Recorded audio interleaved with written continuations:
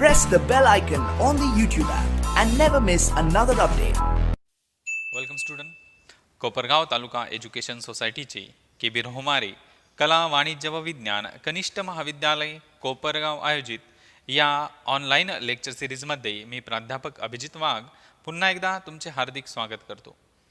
विद्यार्थी मित्रांनो, मागील लेक्चरमध्ये आपण जे नॅशनल इन्कम आहे, राष्ट्रीय उत्पन्न, या राष्ट्रीय उत्पन्नाच्या चक्रकार प्रवाहासंबंधी माहिती पाहिली होती.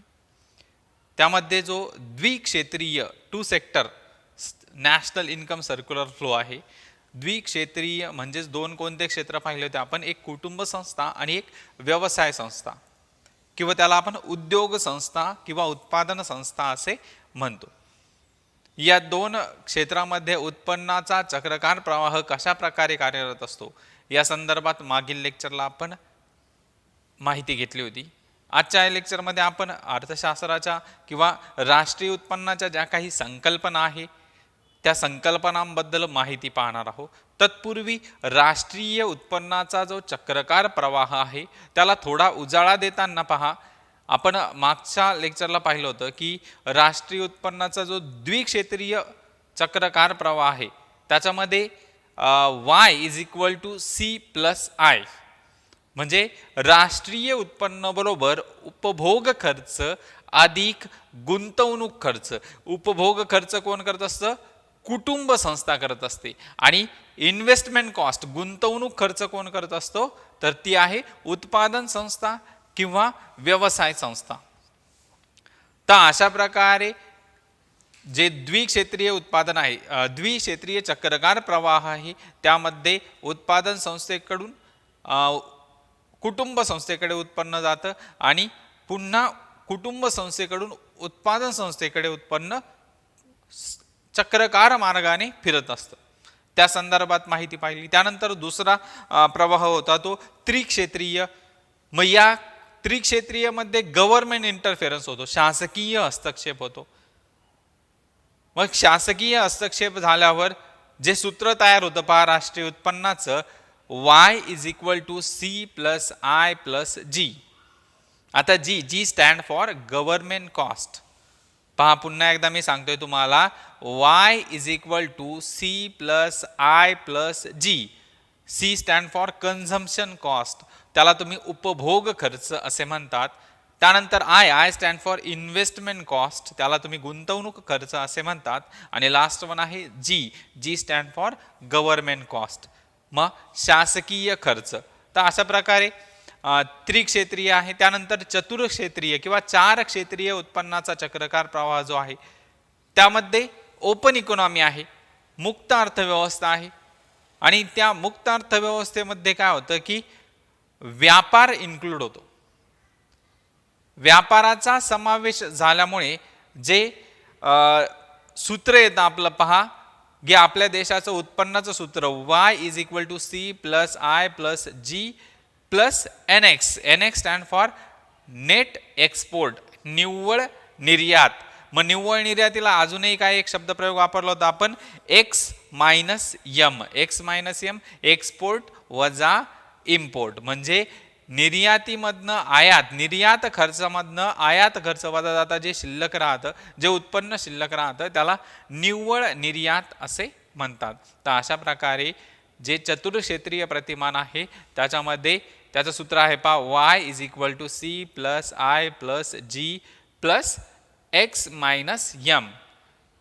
येथे पुन्हा C stand for consumption cost, I stand for investment cost, G stand for government cost आणि X minus M stand for net export, निव्वळ निर्यात.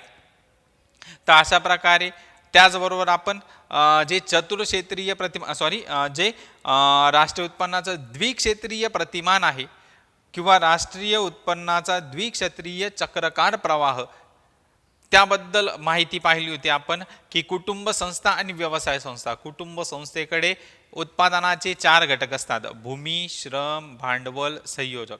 पहा, कुठलंही प्रोडक्शन घ्यायचं असेल तुम्हाला, कुठल्याही प्रोडक्शनसाठी तुम्हाला या 4 गोष्टींची किंवा या 4 घटकांची गरज असते. फॅक्टर ऑफ प्रोडक्शन त्यांना म्हटलं जातं. भूमी, श्रम, भांडवल आणि संयोजक हे काय आहे? उत्पादनाचे 4 घटक. आणि ते कुणाकडे असतात? ते कुटुंब संस्थेकडे असतात. मग कुटुंब संस्था काय करते? व्यवसाय संस्था सुरुवातीला काय करते? कुटुंब संस्थेकडून घटक बाजारांच्या साहाय्याने, म्हणजे जे फॅक्टर मार्केट आहे त्या फॅक्टर मार्केटच्या साहाय्याने हे 4 उत्पादनाचे घटक विकत घेते. आता आपण असं विचार करू की व्यवसाय संस्थेने कुटुंब संस्थेकडून 10,000 रुपयाचे उत्पादनाचे घटक विकत घेतले. भूमी, श्रम, भांडवल आणि संयोजक हे 4ही घटक देऊन किती हजार रुपये दिले कुटुंब संस्थेला? 10,000 रुपये. आता पहा, 10,000 रुपये हा काय आहे? व्यवसाय संस्थेचा किंवा उत्पादन संस्थेचा खर्च आहे. आणि इकडे कुटुंब संस्थेचा तो काय झालेला आहे? ते उत्पन्न झालेलं आहे. किती? 10,000 रुपये. आता व्यवसाय संस्थेचं उत्पन्न 10,000 रुपये झालं, कुटुंब संस्थेचं उत्पन्न 10,000 झाले. पण कुटुंब संस्थेने काय केलं? जे उत्पादनाचे 4 घटक उत्पादन संस्थेला दिले, त्या उत्पादन संस्थेने त्या 4 घटकांच्या सहाय्याने 10,000 रुपयांच्या वस्तू आणि सेवा यांची निर्मिती केली.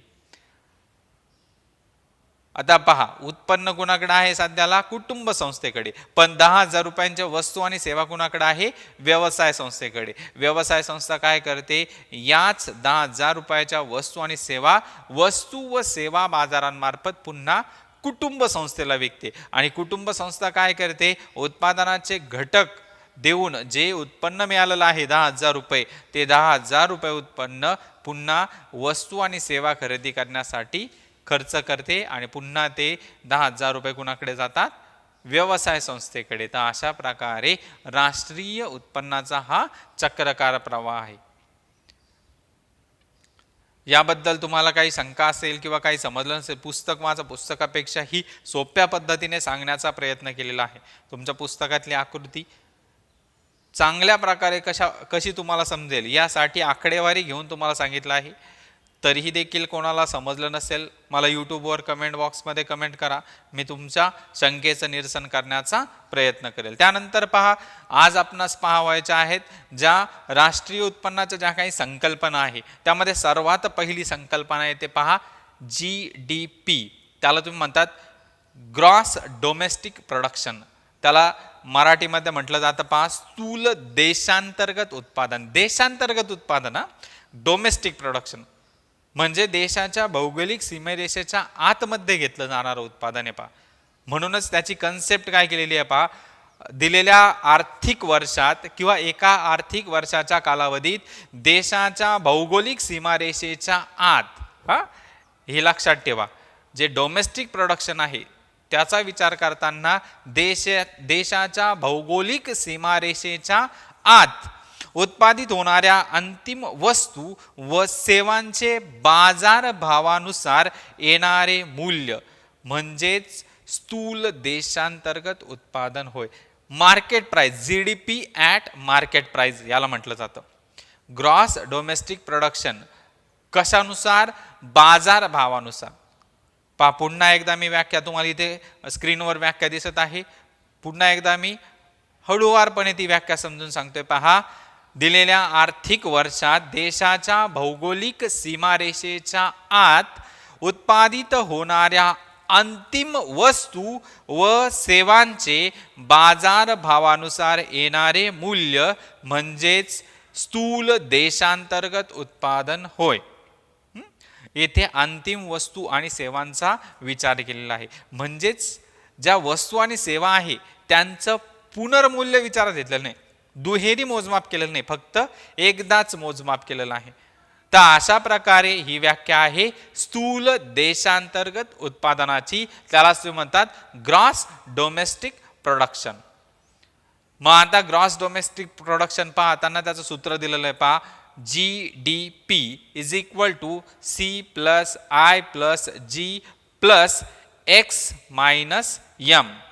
मग आता जे एकूण देशांतर्गत उत्पादन आहे, त्या एकूण देशांतर्गत उत्पादनामध्ये उपभोग खर्च, गुंतवणूक खर्च, C stand for consumption cost, I stand for investment cost, G stand for government cost आणि last one X minus M, त्याला तुम्ही म्हणतात निव्वळ निर्यात. तर अशा प्रकारे भौगोलिक सीमारेषेच्या आत हे उत्पादन घेतलं जातं आणि मग त्या उत्पादनाच्या सहाय्याने डोमेस्टिक प्रोडक्शन, स्थूल म्हणजेच एकूण देशांतर्गत उत्पादन मिळत असतं. त्यानंतर पुढची कन्सेप्ट येते पहा, NDP, त्याला तुम्ही म्हणतात net domestic production. Simple concept आहे पहा की स्थूल देशांतर्गत उत्पादनातून घसारा खर्च वजा जाता जे उत्पन्न शिल्लक जे उत्पादन शिल्लक राहतं त्यास निव्वळ देशांतर्गत उत्पादन असे म्हणतात. Net domestic production, net NDP, net domestic production. आता हे काय आहे, आधी घसारा काय आहे ते विचारत आहे. पा कुठलंही प्रोडक्शन घेताना तुम्ही भांडवल उभारणी करतात, इमारत बांधतात, मग त्या इमारत किंवा जे भांडवली साहित्य आहे त्यांची कालांतराने झीज होत असते आणि मग ती झीज भरून काढण्यासाठी तुम्हाला त्याच्यावर जो काही खर्च करावा लागतो त्याला तुम्ही म्हणतात डेप्रिसिएशन, घसारा.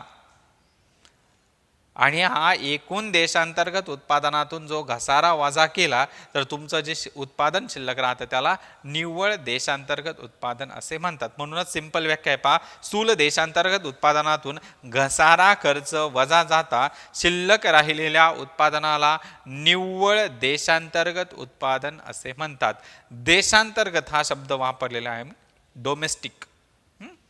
पहा पहिल्या दोन कन्सेप्ट GDP आणि NDP, स्थूल देशांतर्गत उत्पादन, NDP निव्वळ देशांतर्गत उत्पादन. मग आता निव्वळ NDP is equal to GDP minus depreciation, त्याला तुम्ही म्हणतात स्थूल देशांतर्गत उत्पादन वजा घसारा. स्थूल देशांतर्गत उत्पादनातून घसारा खर्च वजा जाता शिल्लक राहिलेलं जे उत्पादन आहे त्याला तुम्ही निव्वळ देशांतर्गत उत्पादन असे म्हणतात. त्यानंतर पुढची कन्सेप्ट येते पहा, GNP, ग्रॉस नॅशनल प्रोडक्शन. त्याला आता नॅशनल, पहा पहिलं होतं डोमेस्टिक, आता हे आहे नॅशनल. मग नॅशनल मध्ये काय होतं, राष्ट्रीय उत्पन्नामध्ये विदेशातून मिळालेल्या उत्पन्नाचा पण समावेश केला जातो. पहा सुरुवातीला निव्वळ निर्यात आपण विचारात घेतलेली आहे, परंतु आपल्याला आपल्या देशातले नागरिक विदेशात राहतात आणि तिथे पैसे कमावतात आणि ते पैसा कमावल्यावर ते काय करतात, जो प्रॉफिट असेल तो जर आपल्या देशात पाठवत असेल तर ते NRI आपण त्यांना म्हणतो, नॉन रेसिडेन्शियल इन इंडिया. अशा व्यक्तींचा उत्पन्न आपल्या देशामध्ये काउंट होतं. तसंच आपल्या देशामध्ये काही फॉरेनर राहत असतील, ते आपल्या देशात उत्पन्न कमवत असतील, मग ते काय करतात, त्यांना झालेलं प्रॉफिट त्यांच्या देशात पाठवतात. तर अशा प्रकारे मग विदेशातील लोकांनी आपल्या देशात पाठवलेलं उत्पन्न आणि आपल्या देशातील लोकांनी विदेशात पाठवलेलं उत्पन्न याचं निव्वळ रक्कम विचारात घेतली जाते. कशामध्ये, GNP मध्ये, ग्रॉस नॅशनल प्रोडक्शन मध्ये. मग आता ग्रॉस नॅशनल प्रोडक्शन काय व्याख्या आहे पहा, दिलेल्या आर्थिक वर्षात देशात उत्पादित होणाऱ्या अंतिम वस्तू व सेवांचे बाजार भावानुसार येणारे मूल्य म्हणजेच एकूण राष्ट्रीय उत्पन्न होय किंवा उत्पादन होय. आधीच्या व्याख्येमध्ये भौगोलिक सीमारेषेचा विचार होता, म्हणजे देशाच्या भौगोलिक सीमारेषेच्या आत अशी व्याख्या केली होती. आता काय व्याख्या केली पहा, दिलेल्या आर्थिक वर्षात देशात उत्पादित होणाऱ्या अंतिम वस्तू व सेवांचे बाजार भावानुसार येणारे मूल्य म्हणजेच एकूण राष्ट्रीय उत्पादन होय. त्याला तुम्ही GNP ॲट मार्केट प्राइस, बाजार भावानुसार एकूण राष्ट्रीय उत्पन्न असे उत्पादन असे म्हणतात. मग आता GNP is equal to C plus I plus G plus X minus M plus R minus P. आता हे R काय आहे तुम्हाला सांगितलं मी, जे फॉरेनर आपल्या देशात आहे त्यांनी मिळवलेलं उत्पन्न ते कुठं पाठवतात, विदेशाला, त्याला P म्हटलेलं आहे. आणि जे विदेशात येणार आहे त्यांनी आपल्या देशात पाठवलेलं उत्पन्न त्याला तुम्ही म्हणणार आर. मग त्यालाच तुम्ही तुमच्या पुस्तकामध्ये आर स्टँड फॉर मिळकत आणि पी स्टँड फॉर देणी. आर म्हणजे आपल्याला मिळालेलं रेव्हेन्यू आहे आणि पी ही एक प्रकारे लायबिलिटीज, एक प्रकारे देणी म्हणून गणली जाते. म्हणूनच पहा जे GNP आहे, GNPचं सूत्र C+I+G plus X minus M plus R-P. त्यानंतर पुढे येतो पहा NNP, त्याला तुम्ही म्हणतात नेट नॅशनल प्रोडक्शन. मग आता हा जो GNP आहे, GNP एकूण किंवा स्थूल राष्ट्रीय उत्पादनातून घसारा खर्च वजा जाता शिल्लक राहिलेली रक्कम, त्याला तुम्ही म्हणणार NNP. पहा एकूण राष्ट्रीय उत्पादनातून घसारा खर्च वजा जाता शिल्लक राहिलेले उत्पादन म्हणजेच निव्वळ राष्ट्रीय उत्पादन होय. NNP is equal to GNP at market price minus depreciation. म्हणजेच बाजारभावानुसार येणाऱ्या स्थूल राष्ट्रीय उत्पन्नातून घसारा खर्च वजा जाता जे उत्पन्न शिल्लक राहतं त्यास आपण नेट नॅशनल प्रोडक्शन, निव्वळ राष्ट्रीय उत्पादन असे म्हणतो. तर अशा प्रकारे आपण 4 कन्सेप्ट इथे पाहिलेले आहे. सर्वात पहिली होती GDP ॲट मार्केट प्राइस. त्याचं सूत्र आहे GDP is equal to C+I+G plus NX, त्याला तुम्ही X मायनस M असं देखील म्हणतात. त्यानंतर पुढे आहे NDP at market price is equal to GDP at market price minus depreciation. त्यानंतर पुढे पाहिले आपण GNP ग्रॉस नॅशनल प्रोडक्शन, त्यालाच तुम्ही म्हणतात स्थूल राष्ट्रीय उत्पादन. मग gross national production is equal to C+I+G plus X minus M plus R-P. आणि लास्ट वन पाहिले आपण NNP net national production at market price. Net national production at market price is equal to GNP at market price minus depreciation. तर या सर्व संकल्पना व्यवस्थित समजून घ्या. या सर्व संकल्पना यूट्यूबच्या कमेंट बॉक्समध्ये पोस्ट करा. लेक्चर आवडल्यास लाईक, शेअर आणि सबस्क्राईब करायला विसरू नका. त्याचप्रमाणे या ज्या काही संकल्पना आहे त्या सर्व संकल्पना एका पेजवर लिहून ते पेज गुगल क्लासरूमला अपलोड करा. ही तुमची असाइनमेंट असणार आहे. त्याचप्रमाणे या संकल्पना यूट्यूबच्या देखील कमेंट बॉक्समध्ये पोस्ट करा. लेक्चर आवडल्यास लाईक, शेअर आणि सबस्क्राईब करायला विसरू नका. धन्यवाद.